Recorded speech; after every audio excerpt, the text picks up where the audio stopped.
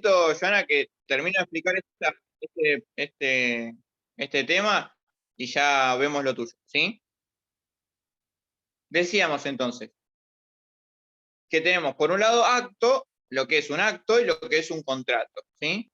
El acto es una decisión unilateral de la administración que se basa en su régimen exorbitante, ¿sí? En cambio, el contrato, es decir, en este caso el acto, la decisión que toma la administración está por encima de los administrados, ¿sí? Que es como lo habíamos visto la semana pasada cuando vimos uno de los criterios de la doble personería del Estado de Bielsa, ¿sí? Por el otro lado, tenemos lo que es el contrato. El contrato en sí es un acuerdo de voluntades entre dos o más personas. Cuando hablamos de contrato administrativo, en particular, estas dos personas, ¿quiénes son? Por un lado, el Estado, y por el otro, una persona físico-jurídica, ¿sí? Particular. En principio, la diferencia principal es que en el acto, el Estado actúa con su régimen exorbitante, es decir, por encima de la voluntad del administrado. En cambio, en el contrato, actúa en sintonía, por decirlo de alguna forma, con el administrado, es decir, con el co-contratante. Es decir, hay un acuerdo de voluntades, en principio, ¿sí?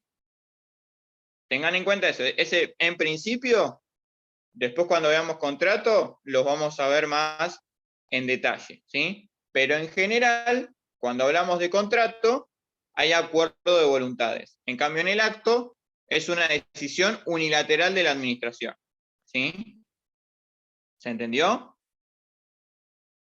No me acuerdo quién era que me lo había... Perfecto. Ahora vamos con lo tuyo, Joana. A ver. Tuve problemas en la anterior semana y no estoy en la lista. A ver. Bánqueme un segundito, ¿eh? Estás en la lista, ¿eh? Joana. 48.169.445. ¿Vos estuviste en las clases? Si querés abrir el micrófono, si querés, así es más rápido.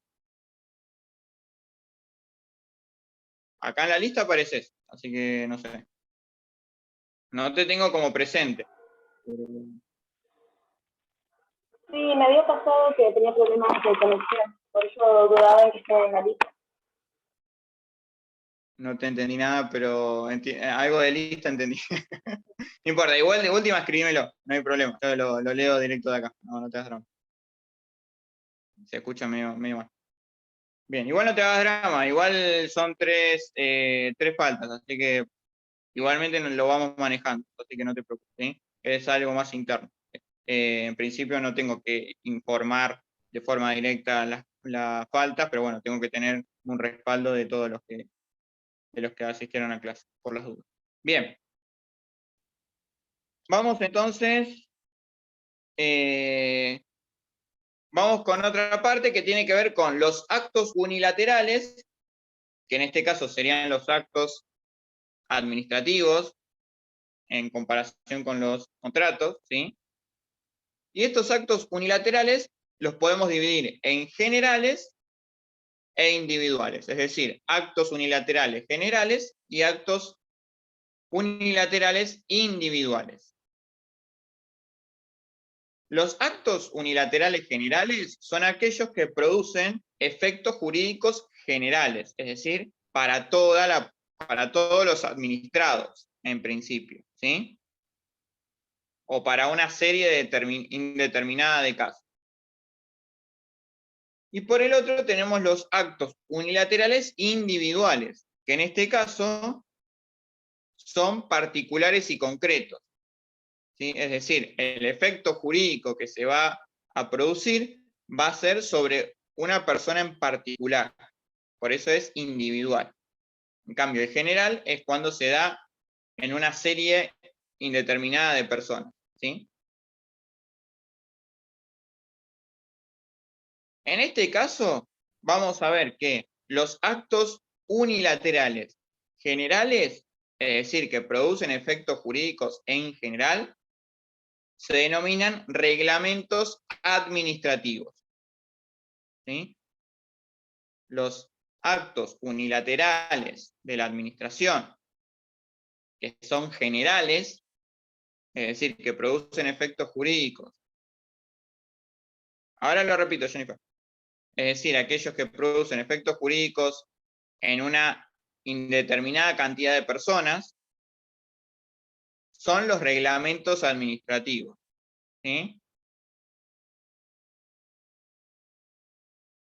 Ahora, los actos unilaterales individuales son justamente lo que nosotros vamos a denominar acto administrativo, ¿sí? Que en principio serían aquellos actos unilaterales de la administración que producen un efecto jurídico sobre una persona en particular, ¿sí? O sea, se identifica a la persona a la cual le va a traer una consecuencia jurídica, en principio.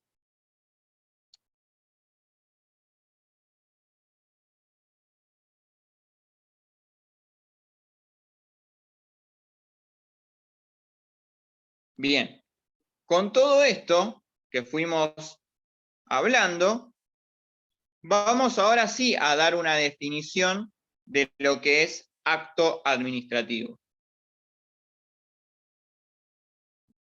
Y esto, ténganlo en cuenta, ¿sí? Yo en el parcial puede que les pida que me digan la definición de acto administrativo. No les voy a pedir que me desarrollen toda la explicación esta como yo les expliqué, como yo les di ahora, ¿sí? Yo ahora lo que les di es, digamos, es lo que fui desmembrando, por decirlo de alguna forma, de la definición, ¿sí?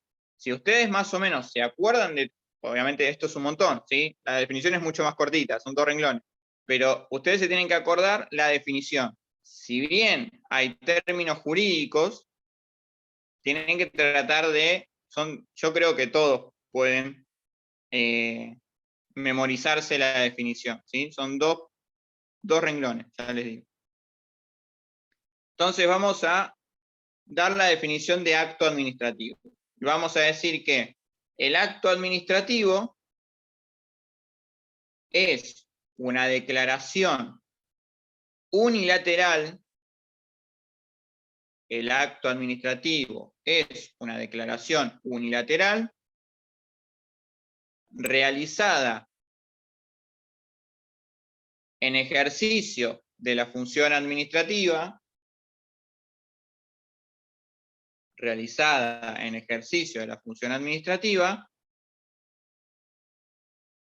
caracterizada por un régimen exorbitante que produce efectos jurídicos en forma directa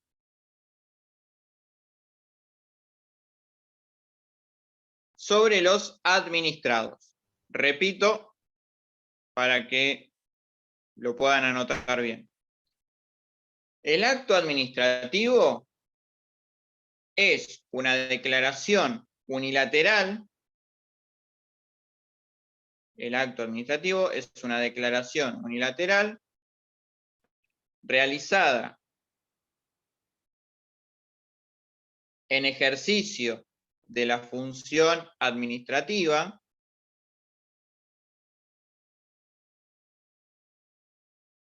caracterizada por un régimen exorbitante que produce efectos jurídicos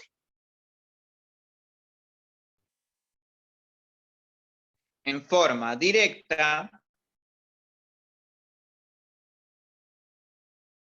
frente a los administrados.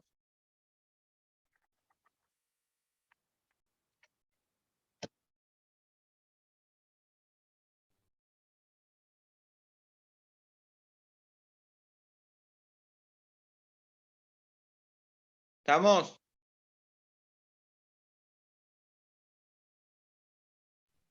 Sí, profe. Perfecto.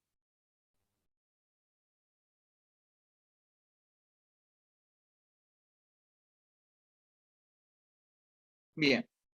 Vamos ahora a un subtema dentro de acto administrativo. Rocío Petralia. Sí, Rocío, no te das problema. Ahí te pongo el presente.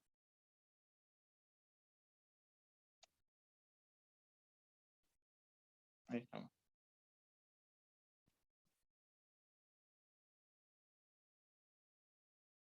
Bueno, espero que pueda solucionar ese problema, Rocío. Bien.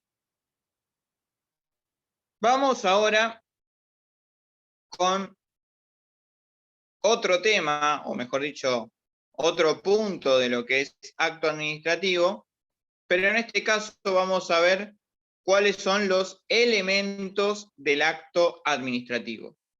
Pongan si quieren como subtítulo, elementos del acto administrativo.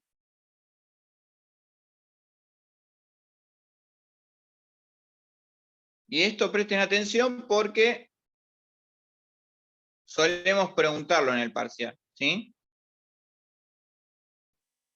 Además, obviamente, de la definición, preguntamos, en realidad podemos preguntar de todo, pero esto casi seguro que lo preguntamos.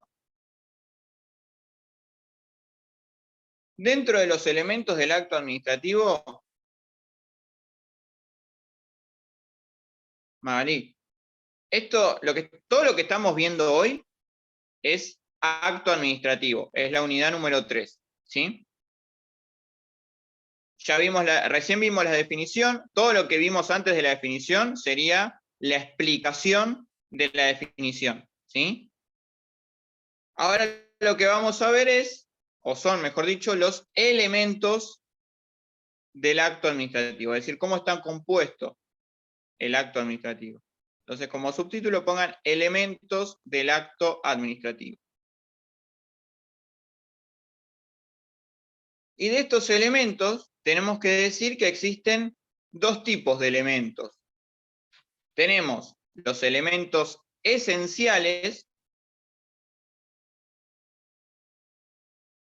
por un lado, y tenemos los elementos accidentales por el otro, ¿sí? Vamos a explicar brevemente y después los vamos a desarrollar. Los elementos esenciales son aquellos que sí o sí tienen que estar dentro del acto administrativo al momento de su dictado, ¿sí? Para que ese acto sea considerado válido. Repito, los elementos esenciales son aquellos que sí o sí tienen que estar dentro del acto administrativo al momento de su dictado para que sea considerado válido.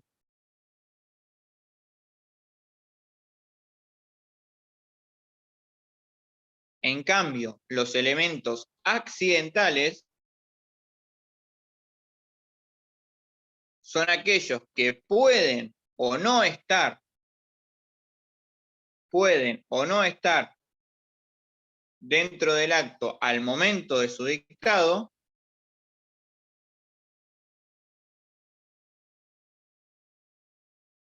y su presencia no influye en la validez de dicho acto, ¿sí?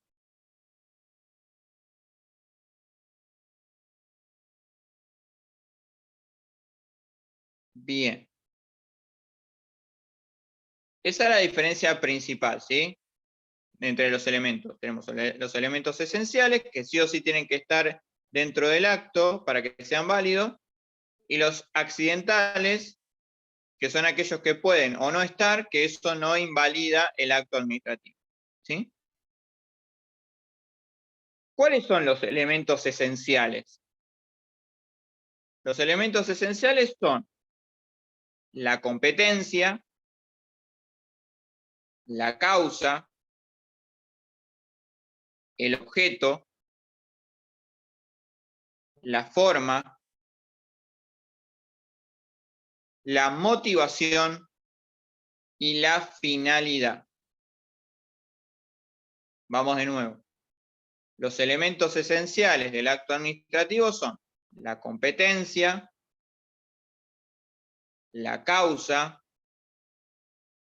el objeto, la forma, la motivación y la finalidad. ¿Anotaron todo? Son 6, ¿sí? Si yo les pido en el parcial enumere los elementos esenciales del acto administrativo, me tienen que explicar primero qué es un elemento esencial y enumerarme, es decir, hacerme como una listita de estos 6 elementos. Y yo ahora se los voy a explicar. Pero si yo les pido enumerar, me lo tienen que enumerar. Si yo les digo explique motivación y causa, por decirlo de alguna forma, me tienen que explicar solamente motivación y causa, ¿sí? Igualmente después cuando llegue el momento del parcial y estemos en la facultad, yo se los voy a ir recordando para que no tengan problemas, ¿sí? Pero en principio, acuérdense que los elementos esenciales son 6. Vamos con la primera, con el primero, que es la competencia. Y en este caso, la competencia es la aptitud, con P, la aptitud legal, es la aptitud legal que surge del conjunto de atribuciones y facultades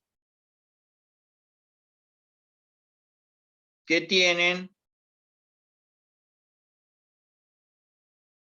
los órganos de la administración o los funcionarios, ¿sí? O los funcionarios administrativos.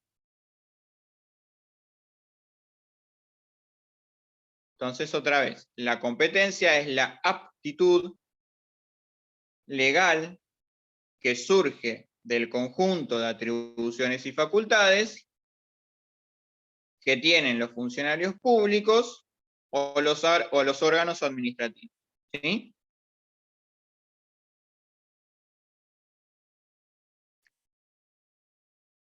Vamos ahora con el segundo elemento, que es la causa.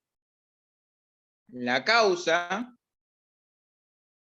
es el antecedente de hecho o de derecho, es el antecedente de hecho o de derecho que da lugar al dictado del acto administrativo, ¿sí? Es decir, ¿cuáles son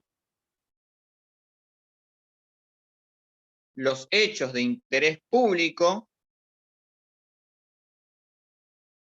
que determinan el dictado de un acto administrativo? ¿Sí? ¿Cuáles son los hechos de hecho, perdón, los antecedentes de hecho o de derecho? ¿Sí? ¿Por qué se toma esa decisión? ¿Sí? ¿Vieron como por ejemplo en las sentencias judiciales? Seguramente lo habrán visto en las películas yankees, ¿sí? Cuando hay un juicio, ¿qué hacen? Primero les leen, sí, Macarena, ahora les repito. Les leen todos los antecedentes para luego dictar la sentencia, ¿sí? Esto sería algo parecido. Serían tomar todos los antecedentes, o sea, de por qué se tomó esa decisión. ¿Sí? Es decir, la causa por la cual se tomó esa decisión, que es el dictado del acto administrativo. ¿Sí?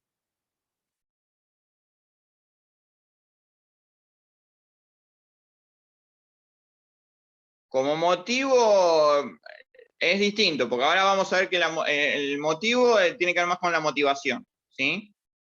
Es algo parecido, pero no específicamente. ¿Sí? La causa serían los antecedentes de hecho de derecho, justamente como dice, los elementos se encuentran en el apunte porque no vengo guiando también de ahí y no lo encontré. No recuerdo si están en el apunte. Igualmente esto anótenlo, vayan anotándolo, de última después, si alguno lo necesita, veo si los podemos subir. Igual pasa que yo no lo tengo en un Excel ni nada de eso. Ni en un PowerPoint, si no se los subo directo en un PowerPoint para que lo tengan. Pero no lo tengo. Igualmente vayan, por eso voy despacito, ¿sí? Para que ustedes lo puedan ir anotando tranquilos. Igualmente la clase la están grabando, así que si después quieren volver a leer la clase, ver la clase, perdón, ahí lo pueden ir viendo más despacito, pueden ir tomando apuntes más tranqui, ¿sí? Yo se los trato de dar lo más despacio posible para que tengan tiempo de anotar también. ¿Sí? Entonces dijimos, la causa es el antecedente de hecho o de derecho que da lugar al dictado del acto. ¿Sí? Bien, vamos al tercer elemento esencial, que es el objeto.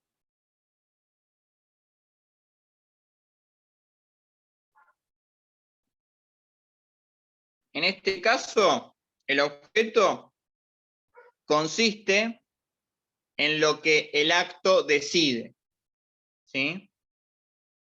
A través de una declaración. Siempre hay que tener en cuenta que el objeto de un acto administrativo tiene que ser lícito, es decir, no puede ir en contra de la ley, debe ser cierto,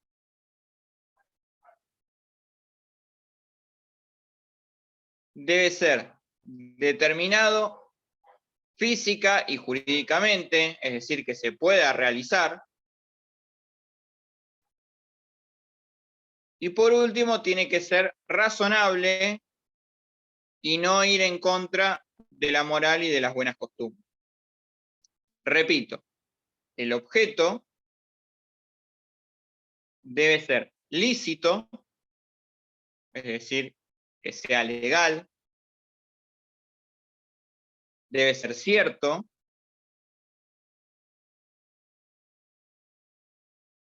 se debe determinar o se debe poder determinar física y jurídicamente, tiene que ser razonable y no puede ir en contra de la moral y de las buenas costumbres. ¿Sí?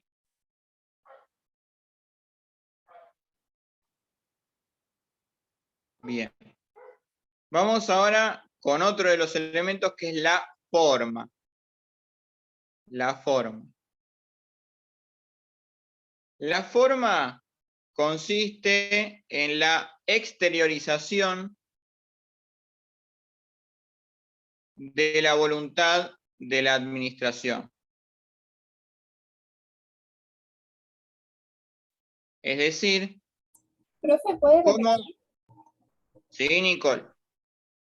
La forma consiste en la exteriorización de la voluntad de la administración.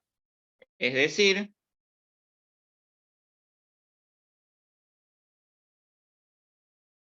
¿cómo debe ser ese acto administrativo? De acuerdo a nuestro ordenamiento jurídico, es decir, a las leyes de nuestro país, el acto administrativo tiene que ser escrito,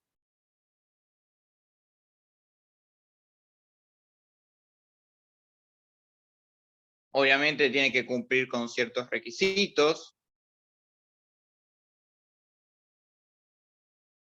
sobre todo que sea emitido por una autoridad competente, ¿sí? No cualquiera puede firmar un acto administrativo, sino tiene que ser un funcionario competente. Y obviamente que todo acto tiene que cumplir con todos estos elementos esenciales, ¿sí?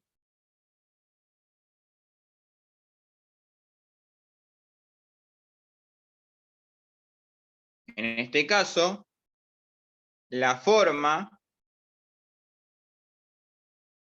también está integrada por lo que serían los pasos previos al dictado del acto, o sea, todo el protocolo que se debe seguir para el dictado de un acto administrativo,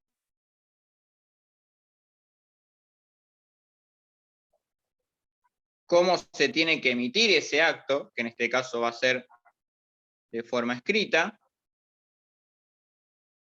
y todo el procedimiento posterior al dictado del acto, es decir, controlar que se aplique lo que se está dictando, ¿sí?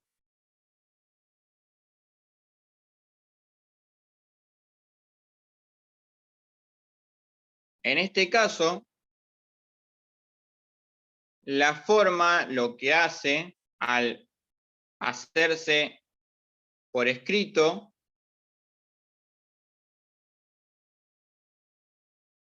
cumple una función de garantía tanto para la administración como para los administrados, ¿sí?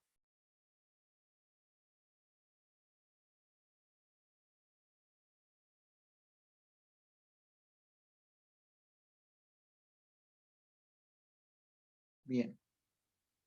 Vamos ahora con la motivación.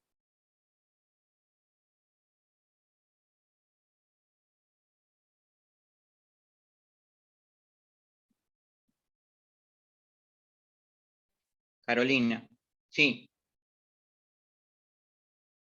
Este elemento, es decir, el elemento de la forma, bueno, repito primero lo último y después lo primero. Este elemento de la forma lo que garantiza al hacerse por escrito, es decir, al cumplir las formalidades, actúa como garantía como de la administración. Esto se dicta conforme a las leyes y que no va en contra de la moral y las buenas costumbres, siempre cuidando y teniendo en cuenta los derechos y garantías establecidos por la Constitución, ¿sí? El jueves, cuando veamos las fuentes del derecho administrativo, vamos a ver que la fuente principal del derecho, en todas sus ramas, es la Constitución Nacional, ¿sí? Es decir, un acto administrativo no puede ir en contra de lo que dice o lo que dicta la Constitución Nacional, ¿sí?